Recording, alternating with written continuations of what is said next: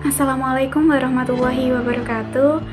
Perkenalkan, saya Si Pujiati dari PMI Ryan Zubair Umar Al-Jailani. Di sini saya akan membagi sedikit ilmu saya mengenai cara-cara membuat jurnal bagi para pemula dengan cepat, mudah, dan tidak ribet. Oke, sebenarnya menulis jurnal itu sangatlah simpel. Bagaimana cara kita menemukan permasalahan yang tidak sesuai dengan teori, yang mana itu terjadi dalam kehidupan nyata, kita angkat di dalam permasalahan tersebut ke dalam sebuah jurnal untuk dapat dibaca, ditelaah oleh para akademisi, masyarakat umum, serta para pihak-pihak yang membutuhkan. Maka secara tidak langsung kita memberikan ilmu kita kepada mereka-mereka dengan sederhana dan insya Allah akan sangat bermanfaat. Oke, langsung saja seperti yang video sebelumnya yang telah saya sampaikan beberapa minggu lalu terkait gambaran umum jurnal itu seperti apa, maka langsung saja kita ke sini untuk membahas tentang sistematika penulisan jurnal sesuai dengan template jurnal masing-masing dan apa aja yang ada di dalam sistematika kepenulisan tersebut. Oke, langsung saja ya. Jadi ketika kita sudah memikirkan tema apa yang akan kita tulis, maka seangka-angka lebih baiknya kita langsung saja menulis kata kunci judul yang akan kita tulis. Misalnya tentang jurnal Pancasila dan Kewarganegaraan. Ketika kita mencari jurnal itu, salah satunya adalah jurnal Pancasila dan Kewarganegaraan. Di sini sudah ada indeks prestasinya. Ia sudah terakreditasi Sinta 4 ini ya. Oke, selanjutnya jika kita ingin menulis jurnal tentang Pancasila dan Kewarganegaraan atau hukum-hukum yang ada di dalamnya, langsung saja kita cari template jurnalnya dan kita download template itu. Nah, ketika sudah templatenya terdownload, ini ya di pojokan sebelah kiri di paling bawah. Nah, ini sudah terdownload, kita buka templatenya di file download otomatis. Oke, kita tunggu. Nah, ini dia template.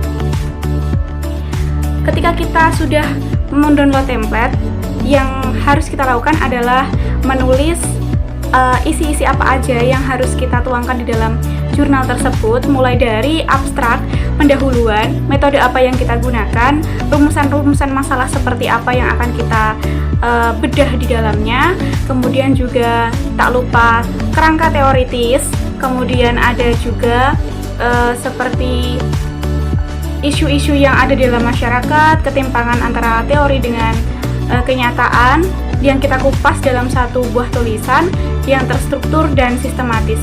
Nah, di template itu sendiri nanti sudah ada sistematikanya, dan enaknya kita ketika kita sudah mempunyai tulisan dan kita menuangkannya ke dalam template langsung, kita tidak perlu ribet untuk mengatur size, mengatur margin, mengatur font, dan juga mengatur tata cara letak dan sebagainya. Nah, ini template dari jurnal tadi. Oke, enable editing. Nah, oke, ini ya templatenya sudah ada, dan di dalam template ini sudah diatur fontnya. Kemudian kita tinggal masukin ketika kita sudah mempunyai tulisan. Misalnya kita sudah menulis, nah ini misalnya contoh jurnal saya yang pada waktu itu belum sempat saya publish dan akhirnya juga dipublish di jurnal JPK tadi. Jadi ketika saya menulis itu, saya asal-asal saja dalam tata letak penulisan. Karena apa? Karena percuma jika kita mengatur tata letak kita sendiri, tata letak jurnal kita sendiri, tanpa kita memperhatikan template jurnal tersebut. Jadi ketika kita sudah mempunyai gagasan akan menulis jurnal, tinggal cari saja yang seperti proses tadi. Kita mencari temanya, kemudian kita searching jurnal yang cocok itu akan jurnal yang mana, kita download templatenya, kemudian kita masukkan tulisan-tulisan kita yang sudah rapi, tulisan-tulisan kita yang sudah terstruktur isinya ke dalam template itu. Jadi tinggal copy paste ke dalam template. Misalnya seperti ini ya, judul kita copy. Ini saya menulisnya sudah selesai ya, sampai di akhir. Nah, Ini sampai di akhir sudah ada daftar pustaka juga. Nah, tulisan ini akan kita copy, kita masukkan ke dalam template yang sudah disediakan pihak jurnal. Kita copy dan kita masukkan ke dalam template jurnal. Nah, dalam template jurnal tentunya masih seperti ini ya. Dan ini jangan diubah, cuman kalian ngubah apa yang seharusnya diubah saja, seperti judul dan isinya. Nah, jangan lupa pakai yang ini ya, biar sesuai. Kemudian untuk ada Jurnal Pancasila dan Kewarganegaan Form X nomor X. Nah, kalian tinggal lihat aja sebelumnya. Misalnya sebelumnya itu ada volume nomor 5, kalian tulis di sini positive thinking bahwa jurnal kalian pasti akan terbit. Jadi tulis saja volume 6. Nomornya nomor berapa? Kalau kalian terbit di sebelum pertengahan, maka nomornya adalah nomor 1 karena ini isu pertama. Karena jurnal ini terbit dari 2 kali, jadi isu pertama adalah nomor 1 dan kemudian isu selanjutnya nomor 2. Oke, tahunnya 2000 berapa? Misalnya 2020. Oke, tahun 2020. Ini XX, ini adalah halaman ya. Positive thinking kalian diterbitkan pertama kali jadi halaman 1, sekiranya sampai berapa? Halaman 11, nanti bisa diubah lagi. Oke, untuk itu sudah. Judul juga sudah, judul jangan lupa disesuaikan. Dan semua dimasukkan. Mulai dari judul, abstrak sampai akhir ya. Pengarangnya siapa dimasukkan juga. Oke, langsung saja next. Nah, ini adalah jurnal-jurnal yang sudah saya masukkan tadi seperti judul. Kemudian di sini juga saya sudah menyertakan nama dan penulis kedua. Emailnya jangan lupa di sebelah mana sesuai dengan instruksi jurnal ya. Terus oke, kita kupas satu persatu dari abstrak dan abstrak Inggris dan Indonesia tadi sudah dituliskan di artikel sebelumnya, tinggal memasukkan. Dan keywordnya jika instruksinya itu di sebelah sini, maka juga kita harus memasukkannya di sebelah sini, jangan di bawah, karena kita kembali lagi adalah mengikuti template. Terus how to cheat ini adalah tentang penulis, judul, dan kira-kira sampai halaman berapa. Dan do ini nanti akan diubah oleh pihak jurnalnya sendiri. Alamat korespondensinya itu institut kita atau universitas kita, emailnya email kita dan email penulis lainnya. Oke, di sini kita masukkan juga jika ada di sini tadi sudah saya ubah ya namanya di sini. Jadi sudah saya ubah nama saya beserta dosen saya, kemudian judul sesuai dengan instruksi jurnal sampai di akhir. Karena saya dalam menulis jurnal itu menggunakan referensi aplikasi Mendeley, jadi saya akan lebih mudah dalam memasukkan body note dan daftar pustaka, jadi tidak perlu repot-repot. Insya Allah setelah ini akan di-share video mengenai body note. Oke, lanjut. Ketika sudah semua, tinggal kita submit ke jurnal. Dan hasilnya nanti akan diubah kemungkinan halaman dan nomor dari yang di how to cheat ini. Tapi itu tergantung masing-masing pihak jurnalnya. Oke, kita kupas satu persatu ya tentang abstrak. Nah, abstrak di sini saya tulis sebagai perwujudan gambaran umum isi dari jurnal saya. Misalnya judulnya adalah aktualisasi nilai Pancasila dalam memperkuat negara hukum Indonesia perspektif sosiologis, maka di sini saya menjelaskan pentingnya aktualisasi Pancasila dalam memperkuat negara hukum Indonesia, cara-caranya seperti apa, dan ketika ditinjau dalam perspektif sosiologis itu hasilnya akan seperti apa. Lalu dijelaskan di sini juga tulisan ini merupakan hasil pemikiran kajian terhadap aktualisasi. Jadi dalam abstrak juga kita paparkan mengenai metode yang kita gunakan. Kalau saya pada menulis jurnal ini menggunakan metode studi literatur atau pustaka, maka juga dijelaskan bahwa saya mengkaji dan menelaah beberapa penelitian sebelumnya tentang hal yang mirip dengan ini. Kemudian saya cantumkan di sini keunikan dari tulisan saya apa, dan akhirnya akan dikupas urgensi dari perspektif sosiologis dalam bingkai masyarakat Indonesia seperti apa. Nah, singkat saja, abstraknya biasanya tidak boleh lebih dari 250 kata, atau mungkin kadang ada yang tidak boleh lebih dari 150 kata, tergantung jurnal masing-masing. Oke, langsung saja di pendahuluan. Pendahuluan ini berisi tentang mengapa kita mengangkat judul tersebut. Jadi latar belakang apa saja, keresahan masyarakat apa saja, realita apa saja yang menurut kita berketimpangan dengan teori dan seharusnya hal yang demikian itu bisa diperbaiki dan tidak terjadi. maka kita harus memunculkan teori-teori baru yang mana hal itu dapat diaplikasikan oleh akademis, masyarakat umum ataupun pihak lainnya untuk menyelesaikan masalah terkait judul kita.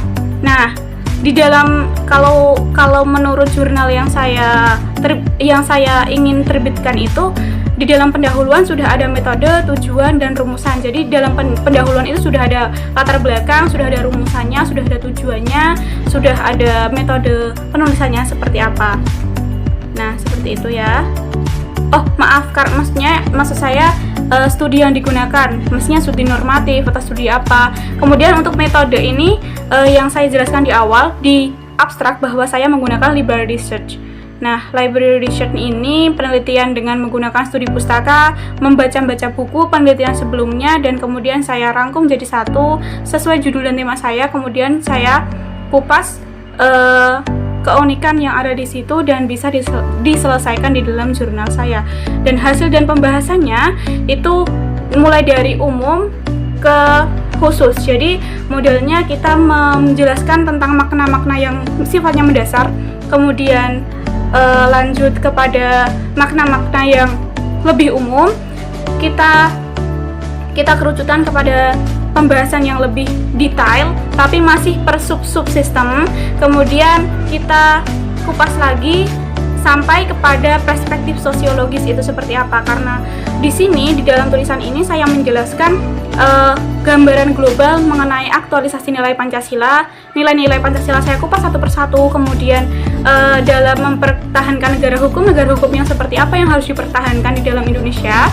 Terus kemudian ada juga pembahasan mengenai teori-teori hukum, kemudian mengerucut kepada realita-realita yang sudah terjadi, dan alhasil menemukan jalan kepada aspek sosiologis, perspektif sosiologis itu seperti apa. Jadi antara kata-kata dalam judul itu kita sambungkan dengan rapi dan tertata, bagaimana aktualisasi Pancasila itu terpaut ke dalam bingkai mempertahankan negara hukum. Kemudian hal itu kita breakdown lagi kepada bagaimana si perspektif sosiologis dari aktualisasi Pancasila dalam memperkuat negara hukum Indonesia. Mungkin itu gambaran umum yang saya tulis. Jadi dari wilayah yang lebar mengerucut kepada wilayah yang kecil, dan di situ akan ditemukan beberapa permasalahan serta solusi. Oke, itu saja, dan langsung di kesimpulan ya. Di kesimpulan ini cukup simpel saja. Namanya kita kesimpulan itu tidak usah terbelit-belit membahas semua yang ada di dalam jurnal kita. Tulis ulang lagi karena akan bertele-tele dan yang membaca pun susah. Ketika kita membaca jurnal itu pasti akan membaca abstrak dan kesimpulan.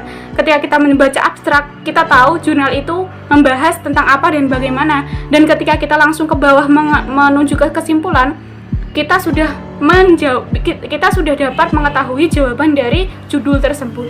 Dan di kesimpulan itu sudah terangkum beberapa teori yang diaplikasikan ke dalam realita menjadi sebuah solusi yang dapat diaplikasikan oleh semua akademisi. Seperti itu. Dan untuk daftar pustaka mudah saja karena tadi menggunakan aplikasi Mendeley, jadi tinggal input saja begitu ya. Untuk penjelasannya insya Allah di video selanjutnya. Mungkin itu saja. Karena sekali lagi saya jelaskan bahwa menulis jurnal itu sangat mudah sebenarnya. Kita ketika sudah menemukan permasalahan, kita tulis judulnya, kita buat rangkaiannya. Oh ya, saya mempunyai contoh rangkaian ketika kita mempunyai judul seperti ini. Nah, judul ini bisa langsung kita breakdown kepada abstraknya akan seperti apa, pendahuluannya seperti apa, isinya akan seperti apa, kemudian juga ada nanti pembahasannya itu poin-poinnya apa saja, dan penutup kesimpulannya nanti goalnya seperti apa yang diinginkan, seperti itu. Oke, langsung saja ya. Ini karena alhamdulillah pada masa itu sudah bisa publish, maka kita coba cari di sini. Tadi sudah melihat gambaran umum jurnal saya ketika belum dipublish, dan ini jurnal saya ketika sudah dipublish. Oke, langsung saja lihat di sini ada nama saya. Nah, ini Sifus Jadinan Ilya Muhsin. Langsung klik saja ini PDF-nya. Oke, klik PDF. Kita tunggu.